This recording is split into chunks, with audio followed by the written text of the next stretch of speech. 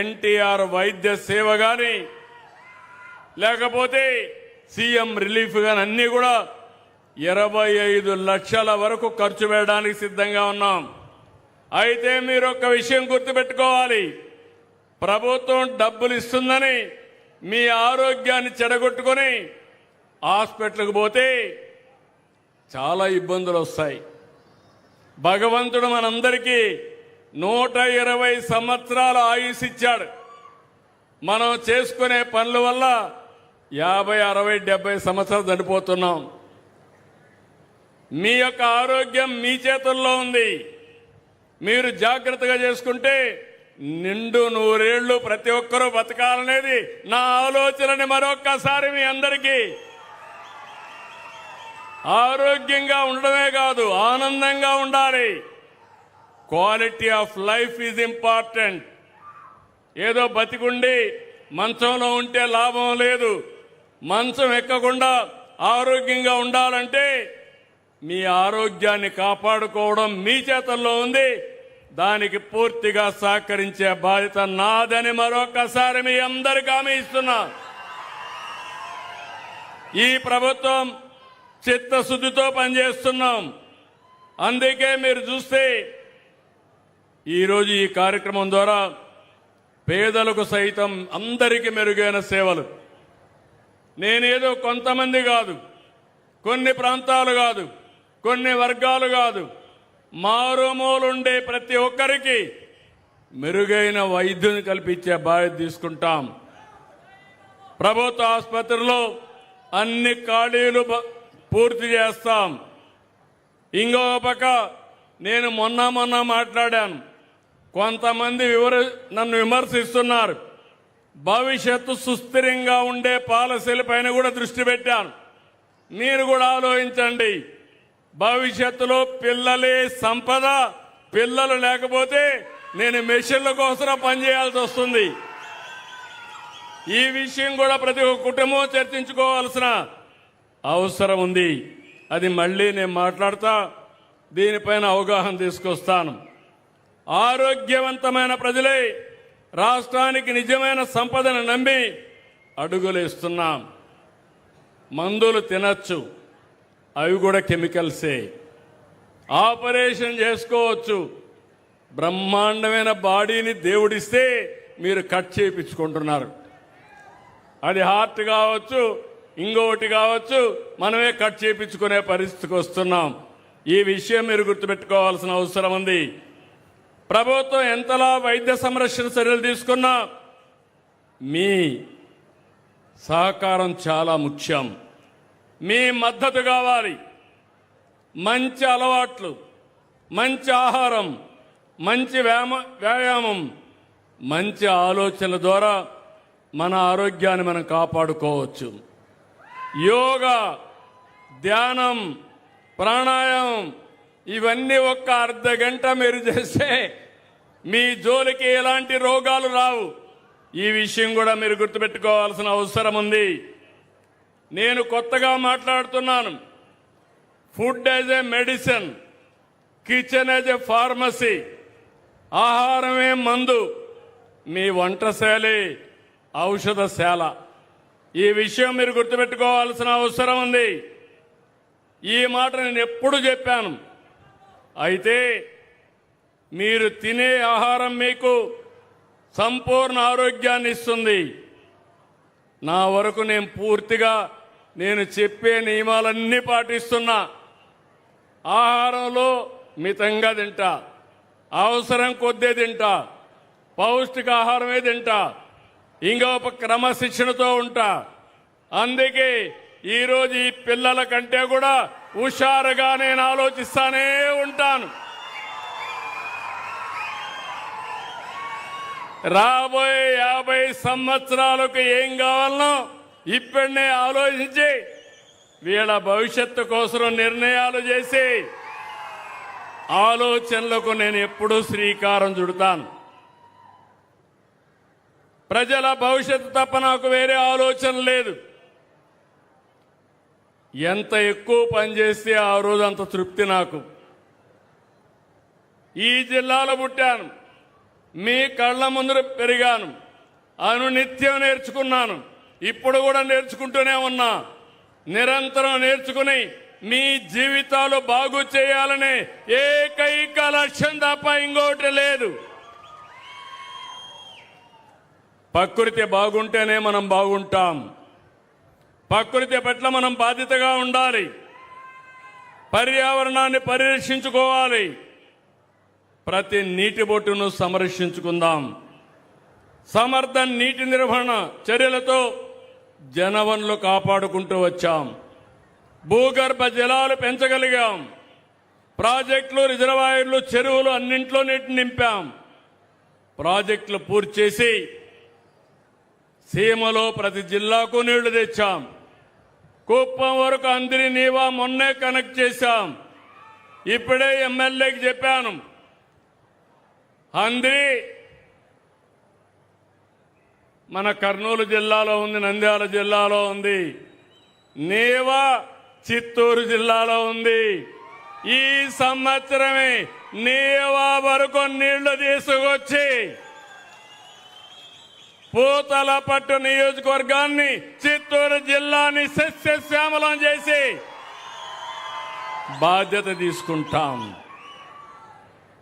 ఇంకొక పక్క మీ అందరూ గుర్తుపెట్టుకోవాలి, ఈరోజు మీరు చూస్తే శ్రీశైలం మల్లన నుంచి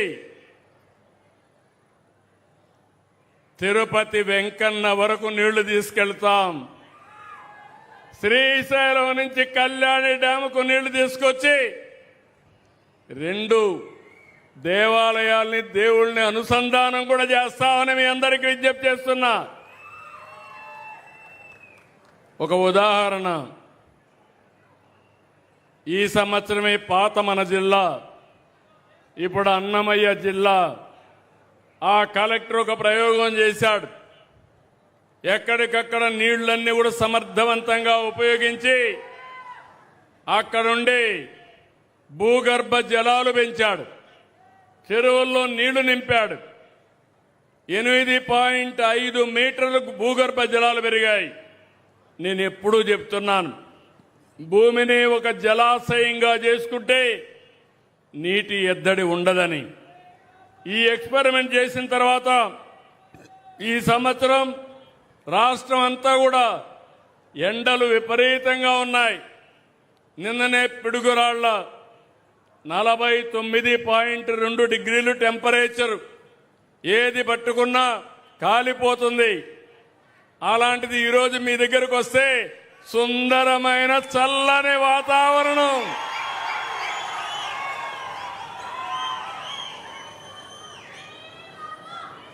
అదే మదనపల్లిలో అక్కడ 49.2 ఉంటే నిన్ననే చూస్తే 40 డిగ్రీల టెంపరేచర్ మదనపల్లి అన్నమయ్య జిల్లాలో. ఆ తర్వాత తక్కువ టెంపరేచర్ ఉండే జిల్లా చిత్తూరు జిల్లా. నేను గర్వపడుతున్నాను. నేను మిమ్మల్ని అందరినీ ఒకటే కోరుతున్నా, ఈ 2 ప్రాజెక్టులే కాదు, గాలేరు, నగిరి, కోడూరు వరకు తీసుకెళ్తాం. అలాగే మల్లెమడుగు బాలాజీ రిజర్వాయర్ని 2028 డిసెంబర్కు పూర్తి చేస్తాం. Somasila Swarnamukhi link canal June 2028కి పూర్తి చేస్తాం. మొన్ననే 36 ప్రాజెక్టులు ఏ రోజు ప్రారంభిస్తామో డేట్లు కూడా చెప్పాను. అధికార యంత్రాంగాన్ని పరిగెత్తిస్తున్నా.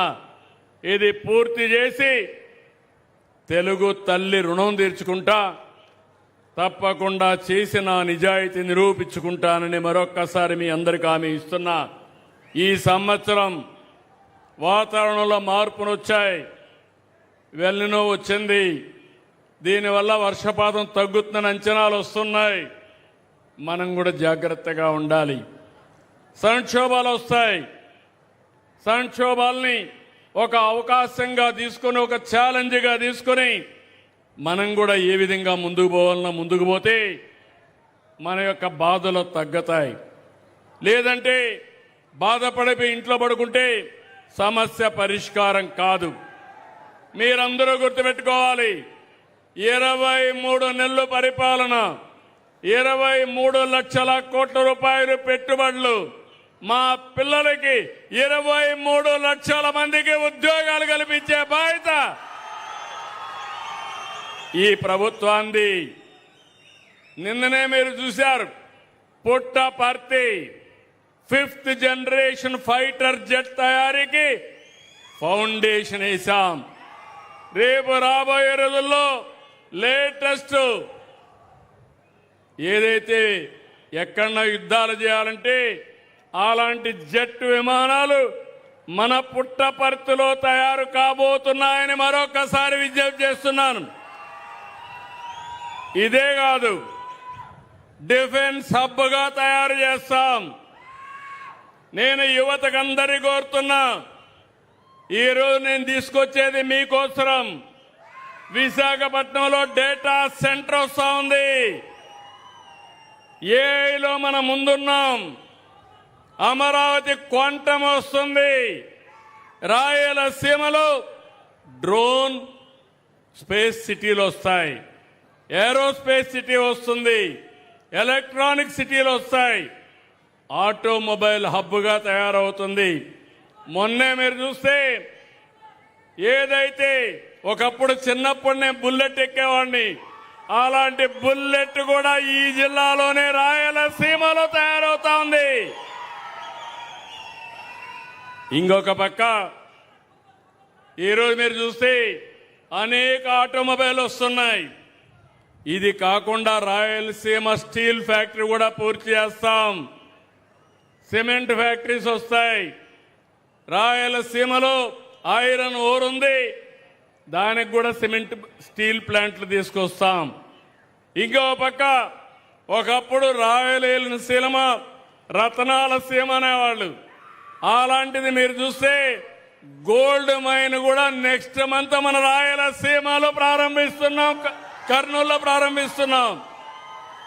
దేశంలోనే అతిపెద్ద గోల్డ్ ఉత్పత్తి, బంగారు ఉత్పత్తి కూడా మన రాయలసీమ నుంచి జరుగుతుందని చెప్పి కూడా నేను మీకు తెలియజేస్తున్నా. ఇంకో పక్కన ఫుడ్ ప్రాసెసింగ్ కి ప్రాధాన్యత ఇచ్చాం. ఒక చిన్న ప్రయోగం, మనకు మామిడి పళ్ళు వస్తాయి. ఆ మామిడి పళ్ళన్నీ కూడా మనం అమ్మడానికి రేటు తక్కువ ఉంటే ఫ్రూట్ కవర్ ఒకటి తీసుకొచ్చాం. ఒక్క ఫ్రూట్ కవరు మ్యాంగో ప్రొడక్షన్లో, మామిడి ఉత్పత్తిలో గేమ్ చేంజర్గా తయారైంది. పండు ఎక్కడ కూడా దెబ్బతినే పని లేదు. టేబుల్ వెరైటీ వస్తూ ఉంది. ప్రపంచ మార్కెట్కు పంపించే పరిస్థితికి వచ్చాం. ఇలాంటివన్నీ తీసుకొచ్చి 1,00,000 కోట్ల రూపాయలతో రాయలసీమలో మీ అందరికీ హామీ ఇస్తున్నా. ఇప్పటికి దేశంలో హైయెస్ట్ ప్రొడక్షన్ కి రాయలసీమ హబ్, భవిష్యత్తులో ప్రపంచానికే రాయలసీమ హార్టికల్చర్ హబ్ గా తయారు చేసే బాధ్యత ఈ ప్రభుత్వానిది. 40,000 కోట్ల రూపాయలు ప్రభుత్వం ఖర్చు పెడతాం. ఇంకొక 60,000